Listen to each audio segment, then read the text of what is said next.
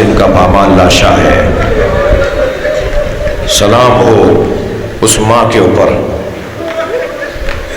جنہوں نے اپنے بچے کو تیار کر کے بھیجا۔ ہمارے پاکستان کی مائیں جناب ام فروہ کی پیروی میں، جناب ام فروہ کی اطاعت میں اپنے بچوں کو قربان کرنے کے لیے تیار ہیں۔ جب امام حسین لاشا لائے ہیں نا اپنے بھتیجے کا، چند لاشوں پر حسین بہت روئے ہیں۔ ان میں سے عزادارو ایک لاشا حضرت قاسم کا لاشا ہے۔ جب پہنچے نا اپنے بھتیجے کے لاشے پر تو بدن پامال ہو چکا تھا۔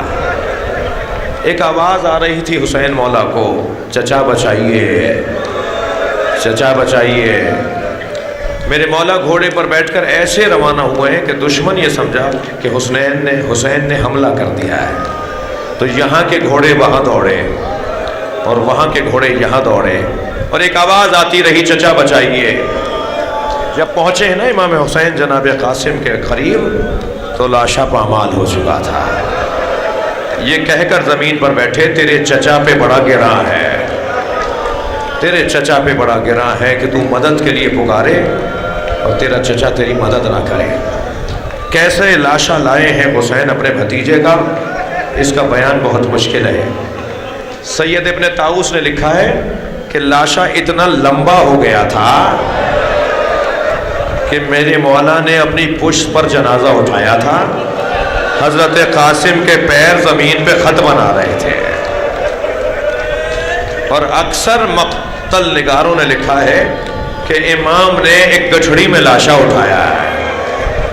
اللہ اکبر۔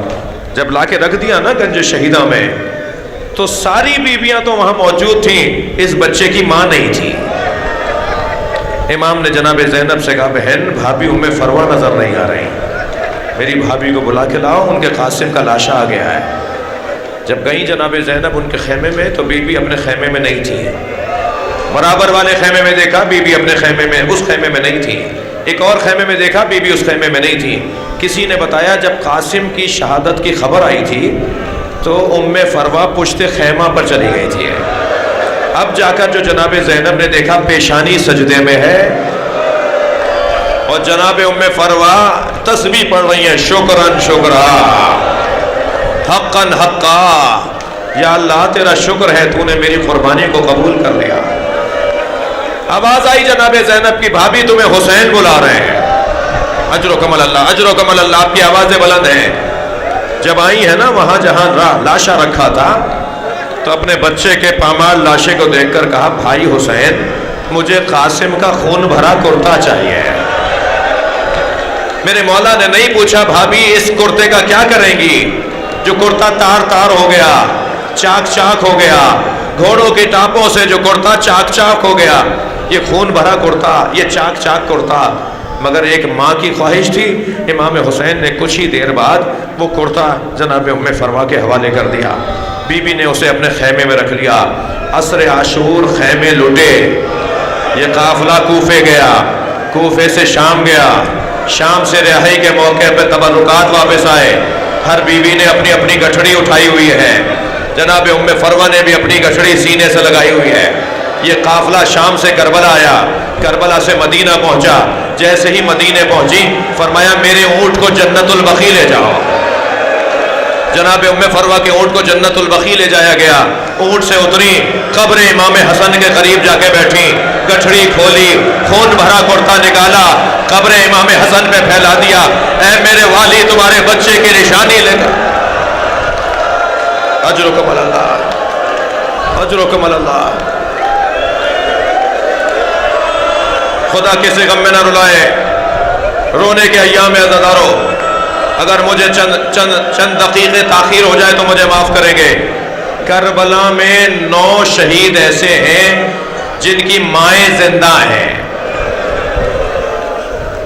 بڑا سخت امتحان ہوتا ہے ایک ماں کے لیے جب اس کے جوان بچے کی میت اس کے سامنے آئے۔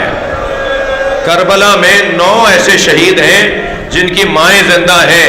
میں کس کس شہید کا ذکر کروں؟ ایک ماں تو وہ ہے جو اپنے ننھے سے بچے کو اجلا سا کرتا پہنا کر امام حسین کی گودی میں لا کے دیتی ہے. آپ رو رہے ہیں، اللہ آپ کو اس کا اجر و ثواب عطا فرمائے. میرے ایک دوست ہندوستان کے میرے ایک قوم میں ساتھی تھے، وہ بیان کر رہے تھے کہ بنارس میں ان کے امام بارگاہ سے روز عاشور تعزیے کا جلوس نکلتا ہے اور وہ جلوس اپنے رستوں سے ہوتا ہوا کربلا میں جا کے ختم ہوتا ہے. مولانا فرمانے لگے کہ جب جلوس نکلا تو ہم چند دوست اس رستے پہ چلنے لگے جہاں سے جلوس کو گزر کے کربلا جانا تھا. جلوس پیچھے تھا، ہم آگے آگے جا رہے تھے. ہم نے کیا دیکھا کہ سامنے ایک چوراہے پر ہندو عورتوں کا ایک بہت بڑا اجتماع ہو رہا ہے. بہت بڑی تعداد میں ہزاروں ہندو عورتیں کھڑی ہیں. کہنے لگے جب ہم قریب گئے تو ایک اور چیز ہمیں محسوس ہوئی کہ ہر عورت کی گود میں دودھ پیتا ہوا بچہ ہے. کہنے لگے ہمیں تعجب ہونے لگا کہ یہ باہر کیوں آئی ہیں. جب برابر سے گزرے تو ایک عورت کی آواز آئی، بھائی بتاؤ بابا حسین کا جلوس کہاں پہنچا ہے؟ میں نے ان سے کہا تمہیں بابا حسین کے جلوس کا انتظار کیوں ہے؟ کہنے لگی تمہیں نہیں پتا آج حسین کا بچہ بھوکا مارا گیا تھا. ہم اپنے بچوں کو آج روز عاشور اس وقت تک دودھ نہیں پلاتے جب تک تعزیہ دفنا نہ دیا جائے. 1400 سال کے بعد آج عورتیں علی اصغر پر رحم کھاتی ہیں. سلام ہو جناب رباب پر. اجرکم اللہ، اجرکم اللہ. تھکیں گے نہیں عزادارو، ایام گریے کے ہیں، شب شہادت بھی ہے امام سجاد کی. کل کی مجلس میں آپ کو تابوت کی زیارت کا شرف بھی ہوگا. ابو حمزہ صومالی جنہوں نے امام سجاد سے دعا کو نقل کیا ہے، جن کی دعا ہم ماہ رمضان میں پڑھتے ہیں، وہ کہتے ہیں کہ واقعہ کربلا کے بعد میں امام سجاد کی خدمت میں سوالات لے کر گیا. مجھے کنیز نے صحن خانہ سے گزارا اور حضرت کے حجرے میں پہنچایا. جب میں صحن سے گزر رہا تھا تو میں نے کیا دیکھا، ایک بی بی ہے جو برقع پہنے دھوپ میں بیٹھی ہے. میں نے بہت دیر حضرت سے سوالات کیے اور جب میں واپس ہوا تو مجھے کنیز نے صحن سے گزارا، مگر میں نے کیا دیکھا کہ دھوپ ڈھل گئی ہے اور وہ بی بی وہاں سے اٹھ کر وہاں آ کے بیٹھ گئی جہاں دھوپ آ گئی ہے. میں کھڑا ہو گیا تو امام کی آواز آئی، ابو حمزہ کیوں رکے ہو، کیوں کھڑے ہو؟ میں نے کہا مولا شاید آپ نے اپنی کنیز کو کسی غلطی پر سزا دی ہے، اسے دھوپ میں بٹھا دیا ہے، مولا میری وجہ سے معاف کر دیجئے. مدینے کی گرمی بڑی شدید ہے. امام کی آنکھوں میں آنسو آ گئے. ابو حمزہ میری ماں رباب ہے، میرے بابا سے کربلا میں وعدہ کر کے آئی تھی جب تک زندہ رہوں گی کبھی اجرکم اللہ، اجرکم اللہ، اجرکم اللہ. جب جناب رباب دھوپ میں بیٹھی ہوتی ہیں نا تو کبھی امام حسین پہ مرثیہ لکھتی ہیں، کبھی جناب علی اصغر کو یاد کر کے مرثیہ لکھتی ہیں. جناب رباب کے مرثیے ہیں امام حسین پر. امام نے بھی فرمایا مجھے وہ گھر اچھے لگتے ہیں جن گھروں میں رباب اور سکینہ نامی عورتیں ہوتی ہیں. اجرکم اللہ. جن گھروں میں رباب اور سکینہ نامی عورتیں ہوتی ہیں. ایک دن جناب رباب کو علی اصغر یاد آ رہے ہیں، دھوپ میں بیٹھی ہوئی ہیں میری بیوی، مرثیہ لکھ رہی ہیں. جناب علی اصغر یاد آئے تو مرثیہ لکھتے ہوئے ایک مصرع لکھا جس کا ترجمہ یہ ہے، اے علی اصغر میں نے بہت بچے دیکھے ہیں جن کا دودھ چھڑایا جاتا ہے تو بڑا لاڈ اٹھایا جاتا ہے، میں نے تجھ جیسا بچہ نہیں دیکھا جس کا دودھ تیر سے چھڑایا گیا. اجرکم اللہ. یہ ایک ماں ہے جس نے اپنے بچے کے لاشے کو دیکھا ہے. ایک ماں ام فروا ہے، ایک ماں ام لیلا ہے، ایک ماں مادر وہب کلبی ہے، ایک ماں زینب کبریٰ ہے. سنیں گے عزادارو، ایک ماں تو وہ ہے جو روزانہ جنت البقیع جاتی ہے، اپنی انگشت شہادت سے 4 قبروں کے نشان بناتی ہے اور کہتی ہے لا تدعونی ام البنین، مجھے ام البنین مت کہا کرو، اس لیے کہ میں وہ بیٹوں کی ماں نہیں رہی. اجرکم اللہ، اجرکم اللہ. گریہ ہو گیا عزادارو، مجلس ہو گئی ہے. میں مگر آپ کو کچھ دیر کے لیے شام کے بازار کا منظر جو مقتل نے لکھا ہے، جو زینب کبریٰ کے لیے ایک سخت آزمائش ہے۔ عزادارو جو بیوی اپنے بابا کے سامنے بغیر چادر کے نہ جاتی ہو، جو بیوی کبھی اپنے بھائیوں کے سامنے بغیر چادر کے نہ جاتی ہو، اسے بازار شام سے گزارا جا رہا ہے، اور اشارے کر کے لوگ کہہ رہے ہیں یہ حسین کی بہن ہے۔ اللہ اکبر۔ میں کہتا ہوں گھنٹوں اگر ہم اس جملے پر روتے رہیں، اجرکم اللہ۔ پنجاب میں ملتان میں ایک جج کی عدالت میں قاصد آوازیں لگاتا تھا بیانات کو قلم بند کرنے کے لیے، رحیم حاضر ہو، میسم حاضر ہو، جواد حاضر ہو، جی مختلف نام لیتا تھا، اور وہ آ کے کٹہرے میں کھڑے ہوتے تھے اور اپنے اپنے بیانات کو قلم بند کرواتے تھے۔ جج ان کے بیانات کو سن رہا تھا۔ ایک مرتبہ اس قاصد نے آواز لگائی زینب حاضر ہو۔ اس نے قلم چھوڑ کر رونا شروع کیا۔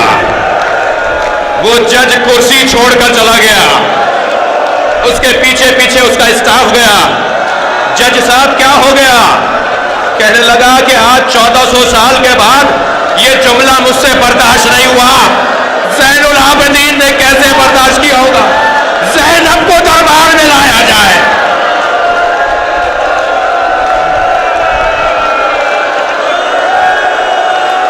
اجرکم اللہ، اجرکم اللہ۔ نہیں تھکے عزادارو، مجھے نہیں معلوم آئندہ سال یہ ایام میری زندگی میں لکھے یا نہیں لکھے۔ جنہیں رونا نہیں آ رہا وہ آنسو مانگے۔ مولا سے جو دعا مانگی جا رہی ہے نا اس وقت، اس میں ایک دعا یہ مانگے، مولا آپ پر بہنے والے آنسو مجھے مل جائیں۔ اجرکم اللہ، اجرکم اللہ۔ میری بیوی زینب دربار شام میں، میری بیوی زینب دربار شام میں، جب جناب زینب کو دربار میں لایا جا رہا تھا، میری بیوی نے فرمایا تھا زین العابدین میں اس دربار میں نہیں جاؤں گی جہاں شرابی کرسیوں پر بیٹھے ہوئے ہیں، کہاں علی کی بیٹی اور کہاں ایسا ماحول۔ ایک مرتبہ جناب زینب نے جب انکار کیا تو شمر تازیہ نے لے کے امام سجاد کے قریب آیا، میرے مولا کی پشت مبارک پر، اللہ اکبر، اللہ اکبر، اللہ اکبر۔ تھکے نہیں عزادارو، چند جنازوں پر غسال روئے ہیں۔ شب شہادت ہے، امام سجاد کی جملہ سن لیجئے، چند جنازوں پر غسال روئے ہیں۔ ایک جنازہ جناب زہرا کا، مولا کے چیخنے کی آواز گلی میں سلمان نے سنی۔ سلمان نے کہا علی آپ جیسا صابر کوئی نہیں ہے۔ فرمایا جب میں علی جب زہرا کو غسل دے رہا تھا، فاطمہ کی 2 پسلیاں ٹوٹی ہوئی تھیں۔ اجرکم اللہ۔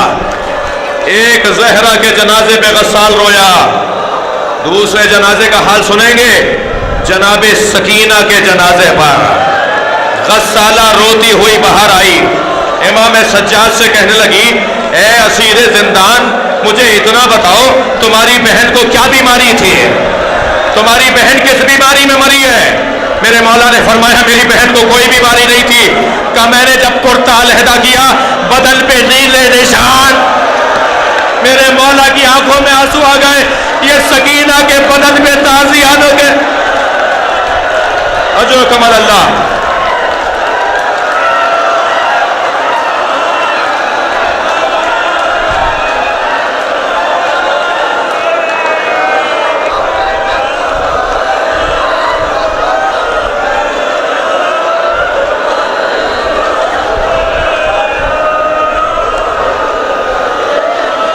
اجرکم اللہ، اجرکم اللہ۔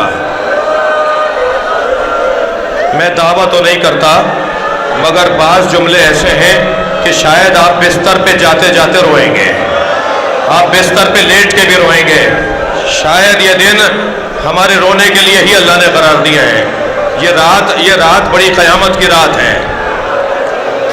کون دنیا سے اٹھ رہا ہے؟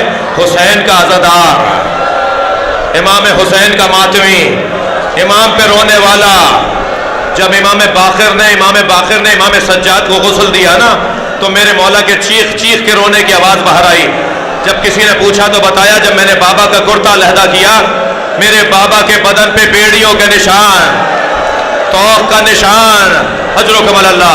میرے بابا کے بدن پہ تازیانوں کے نشان، میرے بابا کے بدن پہ ظالموں کے ظلم کے نشان.